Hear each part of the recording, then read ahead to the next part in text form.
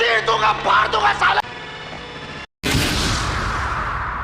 ये 2.5 किलो का हाथ किसी पर पड़ता है ना तो आदमी उठता नहीं। やめてください。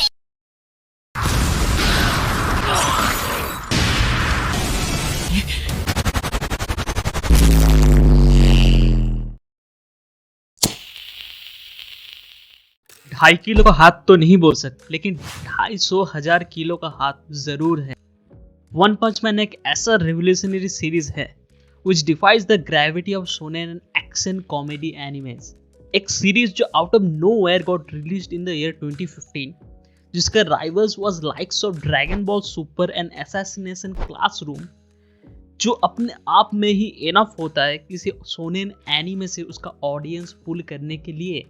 ऐसा सोचो कि तुम नया मूवी बना के थिएटर में रिलीज की, तुम्हारा कंपटीशन है Shahrukh Khan and Hrithik Roshan starring movies. In most cases हम लोग सोचेंगे that movie is deemed to fail, right?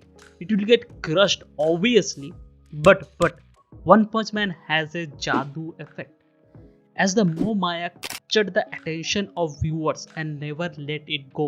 ये वही एरा था जब एक्शन एनिमेस काफी बूम पे था। Rather than using the same shonen go-to formula, One Punch Man अपना ही अलग फॉर्मूला लेके आया। So for better understanding shonen formula, CD plus HD, character development, skills development, One Punch Man formula, NCD plus NSD। Let me explain। हर एक shonen, be it previous generation or this generation, they follows a pattern। Characters in beginning have weak or basic powers, और जितना धीरे धीरे time spend होता है, story arc evolve, series momentum पकड़ता है, character goes through countless pain, suffering, sacrifice, in return he becomes a better version with same core beliefs। But in One Punch Man case, it defies the gravity of shonen formula। Instead it follows NCD plus NSD। No character development, no skills development। To prove my point, let's take the 2 seasons of One Punch Man anime और हम लोग deliberately anime से ज़्यादा info लेंगे और manga से कम pull करेंगे until necessary।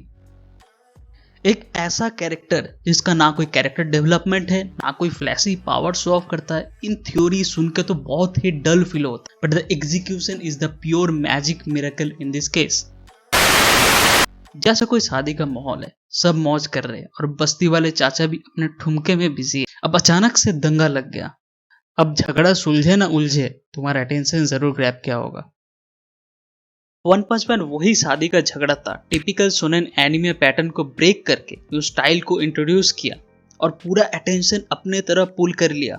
ये तो बोलना ही पड़ेगा, it was insane big brain move by the creators. To be honest, Saitama को छोड़ के एवरी अदर साइड कैरेक्टर्स ज्यादा इंटरेस्टिंग है, ज्यादा डेवलप्ड है and they are also cool as F.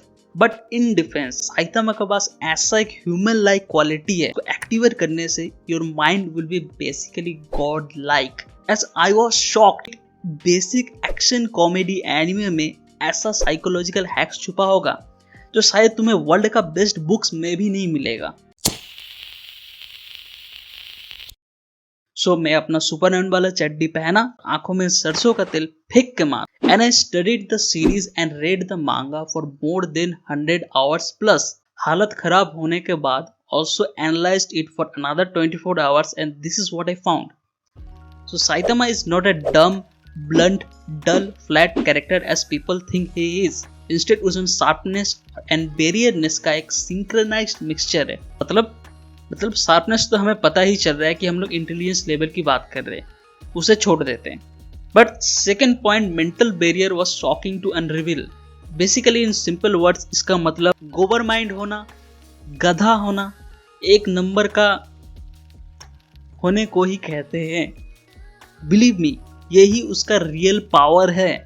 Not one punch man, rather one गधा man.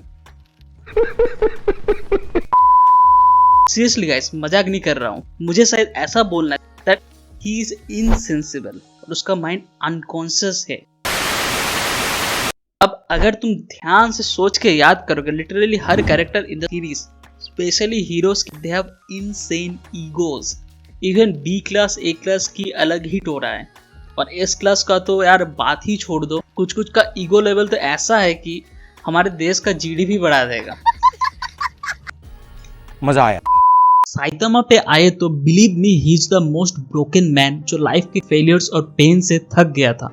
And this was the personality before he got his powers, जिसका mind endless world के suffers and loneliness के गलियों से गुजर के his mind got moulded from subconscious to unconscious.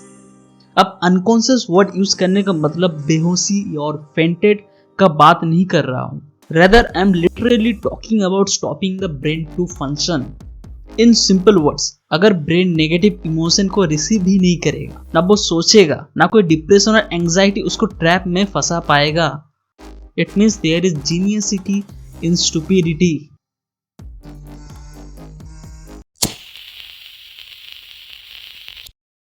मुझे अब भी याद है जब मैं क्लासेस जाता था और लिटरली सबसे जीरो आईक्यू बंदा मैं ही था, और अब भी हूँ। स्पेशली मैथ्स ऐसे दिमाग के ऊपर से निकल जाता था जैसे मानो बड़े होने पे खुशी लाइफ के ऊपर से निकल जाती है। ऐसा फील होता था कि आई डोंट बिलोंग हियर। मेरे मिर्जापुर के टीचर्स और वासेपुर के दोस्त मिलके धीरे धीरे मुझे लाइफलेस बना दिया। पूरा ड्राई मोटिवेशन सबको निचोड़ के, आम के अचार में डाल के, लिट्टी चोखा लगा के, माछर झोल बना के, लस्सी में घुमा के। नाइस। क्योंकि लाइफ मुझे इतना प्यार दे रहा था, एक पॉइंट आया कि I begin to use the psychological hack of Saitama. और हाँ, मैं वही बंदा हूँ जो टीचर से ना सीख के, नाउटो से सीख के आता है। I am a weirdo guys. अब नो मैटर लाइफ जितना नेगेटिविटी फेंके उसे अब कैच नहीं कर रहा हूँ, rather I am on ultra instinct mode.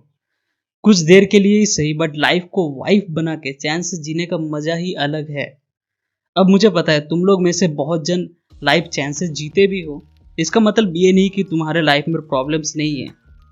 हो सकता है मेरे से कई हजारों गुना ज़्यादा प्रॉब्लम्स है, but you are strong as steel and you will not need. But फिर भी ये मेरा रिक्वेस्ट है, अगर पेन से गुजर रहे हो just try, it's worth it. इसको ऐसा समझो, इट्स काइंड ऑफ लाइक कोई तुम्हें गाली दे रहा है, इरिटेट कर रहा है, लेकिन the language is in Chinese. क्या ही तुम्हें फर्क पड़ेगा? नहीं पड़ेगा मेरे भाई। सिग्नल एंटेना रिसीव ही नहीं करेगा। It's hard to explain. Think of it like activating your monk mode. बस एक बार करके देखो, मजा आ जाएगा। और सामने वाले की ईगो फट के चार होने वाली है, और उनका एक्सप्रेशन से तुम्हारा दिल गार्डन गार्डन हो जाएगा। गार्डन गार्डन हो रहा है, बहुत मजा आ रहा है यहाँ पे।